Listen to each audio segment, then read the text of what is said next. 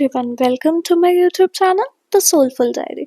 आज के वीडियो में हम बात करेंगे इकोक्रिटिसिज्म के बारे में। चलिए शुरू करते हैं आज की video. So, what is ecocriticism? Simply put, ecocriticism is the study of relationship between literature and the physical environment. Just as feminist criticism examines language and literature from a gender-conscious perspective, and Marxist criticism brings an awareness of modes of production and economic class to its reading of text, ecocriticism takes an earth-centered approach to literary studies. Eco-critics and theorists ask questions like the following: how is nature represented in the sonnet? What role does the physical setting play in the plot of the novel? Are the values expressed in this play consistent with ecological wisdom? How do our metaphors of the land influence the way we treat to it? How can we characterize nature writing as a genre? In addition to race, class, and gender, should plays become a new critical category? Do men write about nature differently than women do? In what ways has literacy itself affected humankind's relationship to the natural world? How has the concept of wilderness changed over time? In what ways and to what effect is the environmental crisis seeping into contemporary literature and popular culture? What view of nature informs US government reports, corporate advertising, and televised nature documentaries? And to what rhetorical effects, what bearing might the science of ecology have on literary studies? How is science itself open to literary analysis? Despite the broad scope of inquiry and disparate levels of sophistication, all ecological criticism shares the fundamental premise that human culture is connected to the physical world, affecting it and affected by it. Ecocriticism takes as its subject the interconnection between nature and culture, specifically the cultural artifacts of language and literature.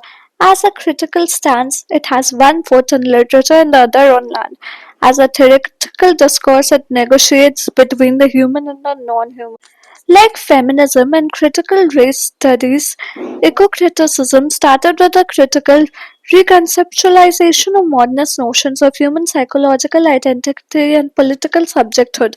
The eco-critical attempt to think beyond conceptual dichotomies that modernity, the Enlightenment, and the science were thought to have imposed on Western culture, the separation of subject and object, body and environment, nature and culture articulated itself as it did in the other fields through the combination of analytical modes of academic discourse with more experientially based forms of writing that Scott Klovic has called narrative scholarship. But eco-criticism in its first stage differed sharply from other forms of postmodern thoughts in that it sought to redefine the human subject not so much in relation to the human others that the subjecthood had traditionally excluded as in relation to the non-human world. Environmentalism and eco-criticism aimed at critique of modernity as its presumption to know the natural world scientifically, to manipulate it technologically and exploit it economically, and thereby ultimately to create a human sphere apart from it in a historical process that is usually labeled progress. This domination strips nature of any value other than as a material resource and commodity and leads to a gradual destruction that may in the end deprive humanity of its basis of subsistence. Such domination empties human life of the significance it had deprived from living in and with nature and alienates individuals and communities from their rootedness and place. Eco-criticism as a critical approach. As we can see, eco-criticism encompasses a broad range of possibilities in how we approach literary texts, and it shares some common features with cultural studies, feminist criticism, Marxist criticism, and post-colonial criticism, as well as deconstruction. Here are a few approaches we might consider when using eco-criticism to analyze the text. Setting a landscape, the physical environment where a story takes place, can have profound implications on the narrative. An eco-critical approach could explore how the natural setting influences the characters, plot, and themes. This includes not just the beauty or wilderness of landscapes, but also environments affected by human activity, urban settings, and even dystopian depictions of future Earths, nature, and human.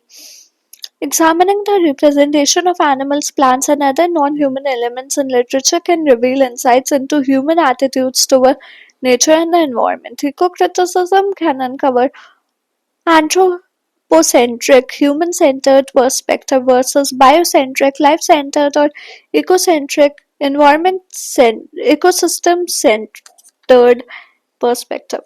Environmental justice and ethics. This involves the exploration of themes related to justice, such as how environmental damage disproportionately affects marginalized communities, the ethics of human intervention in nature, and the moral consideration of biodiversity conservation. Literature can both reflect and challenge societal attitudes towards these issues. Human non human relationships. Analyzing the interactions between human characters and the environment or non human characters can reveal underlying ecological insights or critiques. This includes relationship that are symbiotic, exploitative, or transformative. Ecological crisis and dystopia. Literature that explores themes of ecological disaster, dystopian futures due to environmental degradation, or post-apocalyptic scenarios can be rich ground for critical analysis. These narratives often serve as warnings or critiques of current environmental policies and practices. Symbolism and imagery. The use of nature related symbols and imagery in literature can convey deeper meanings about the human condition, society's relationship with nature, and philosophical or spiritual insights related to the natural world. Eco-criticism can explore how these symbols and images function within the broader ecological context of the text.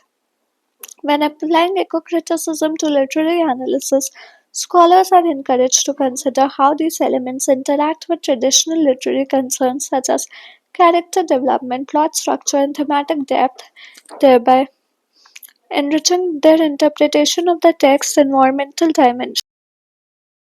Criticism addresses the importance of place in literature by considering how specific locations, wilderness, rural, suburban, or urban environments shape narratives, characters, themes, and readers' understanding of the text. Here are a few ways you can use eco-criticism to explore the significance of place in literary texts. Identity and place. Eco-criticism examines how place contributes to the identity of characters, influencing their actions, thoughts, and development. Considers how connections to specific places or disconnections from them due to displacement, migration, or environmental degradation affect personal and collective identities.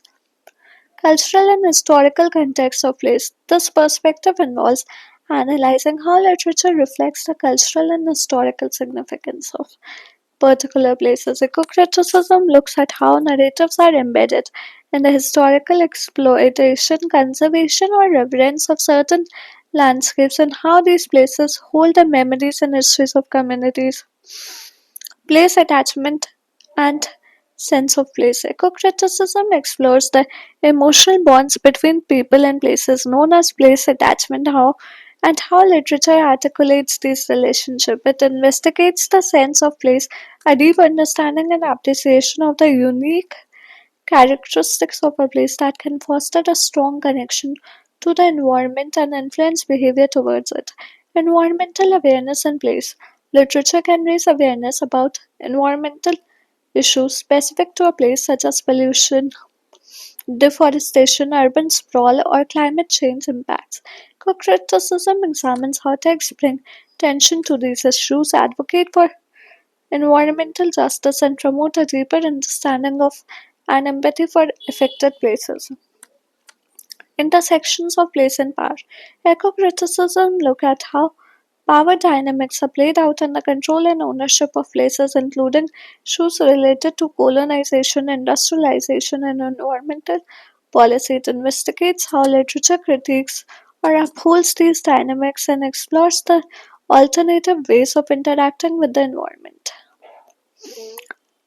Mythological and symbolic dimension. This involves the analysis of plays that hold a mythological or symbolic importance within a narrative, contributing to the text's deeper meaning or themes. Ecocriticism delves into how these places influence the spiritual and metaphysical dimensions of a work. Through these lenses, ecocriticism not only highlights the environmental themes and issues present in literature, but also emphasizes the profound connections between people, place, and the planet. When you use an ecocriticism approach for analysis, we consider thoughtful and sustainable interaction with the world around us. Of ecocriticism, anthropocentrism, despite its focus on nature and environment, ecocriticism can still fall into the trap of anthropocentrism, prioritizing human perspective and values over those of the non-human world. This can limit its ability to fully explore the intrinsic value of nature independent of human interests. Cultural and historical specificity. Eco-criticism, particularly in its early forms, has been critiqued for focusing predominantly on literature from Western cultures, potentially overlooking the rich environmental themes and perspectives found in non-Western literatures. This can lead to a lack of diversity in eco-critical analysis and an incomplete understanding of global environment narratives. Interdisciplinary challenges. While the interdisciplinary nature of eco-criticism is a strength, allowing for insights from environmental science, history, philosophy, and other fields, it also poses challenges. Scholars may find it difficult to navigate these diverse disciplines effectively, potentially leading to superficial applications of scientific concepts or a delusion of literary analysis. Risk of oversimplification. In its eagerness to uncover environmental themes, eco-criticism might oversimplify complex literary works, reducing them to their ecological components or messages. This can detract from the multifaceted nature of literature, overlook other important themes and stylistic elements. Political and ideological basis. Eco-criticism can sometimes be criticized for harboring political and ideological biases, particularly in its advocacy for environmental activism and sustainability. While these perspectives are valuable, they may influence the analysis in a way that prioritizes certain environmental ideologies over a more neutral or diverse exploration of the text. Universalizing nature. Eco-criticism may inadvertently universalize the concept of nature, assuming a common understanding or experience of the natural world that does not account for cultural, geographical, and individual differences. This can lead to generalization that fail to capture the specificities of how nature perceived and respond to across different contexts. Despite these limitations, eco-criticism continues to evolve, with scholars addressing these challenges by incorporating more diverse perspectives, refining methodologies, and engaging in interdisciplinary research. By acknowledging its limitations, eco-criticism can deepen its analysis and continue to offer profound insights into a complex relationship between literature and the environment. Eco-criticism critics Cheryl Glotfelty, one of the pioneers of eco-criticism, Glotfelty is often credited with helping to establish eco-criticism as a distinct field within literary studies. She co-edited the Eco-criticism Reading Landmarks and Literary Ecology 1996, a seminal text that helped define the scope and objectives of eco-criticism. Lawrence Buell is a prominent figure whose works have greatly contributed to the understanding and application of eco-criticism. His book, The Environmental Imagination Theory, Nature Writing and the Formation of American Culture 1995 is highly influential, offering critical insights into how literature can shape our relationship with the natural world. Greg Gerard's Ecocriticism 2004 is widely used as an introductory text in the field, providing a comprehensive overview of ecocritical theory and its application to literary studies. His work emphasizes the diversity of approaches within ecocriticism and its relevance to contemporary environmental issues. Ursula K. Heiss is known for her interdisciplinary approach to eco-criticism, blending literary analysis with insights from cultural, geographical, environmental history, and science studies. Her book, Sense of Place and Sense of Planet, The Environmental Imagination of the Global 2008, explores the global dimensions of environmental literature and thought. Val Plumwood, although more broadly known for her work in environmental philosophy, Australian philosopher Lam Plumwood's contribution to feminist eco-criticism and her critique of anthropocentrism have been influential in eco-critical thought. Her work challenges dualistic thinking in Western philosophy that separates nature and culture, human and non-humans.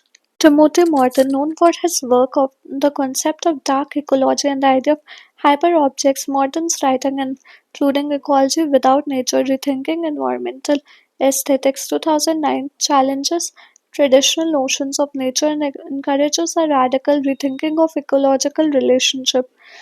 Joni Adamson explores intersectional themes of indigenous knowledge, environmental justice, and eco-criticism in a book 2001 book American Indian Literature, Environmental Justice and Eco-Criticism, The Middle Place. I hope आज की video आपको पसंद है। कैसे लगे हमें comment section में बताएं। कोई डाउट्स है, सजेशंस है तो वो भी कमेंट सेक्शन में आप ड्रॉप कर सकते हैं। अगर वीडियो अच्छी लगी हो तो like share and subscribe to my channel. मिलते हैं एक और इन्फॉर्मेटिव वीडियो के साथ शाम 4 बजे। Till then keep watching and keep supporting the soulful diary. Thank you.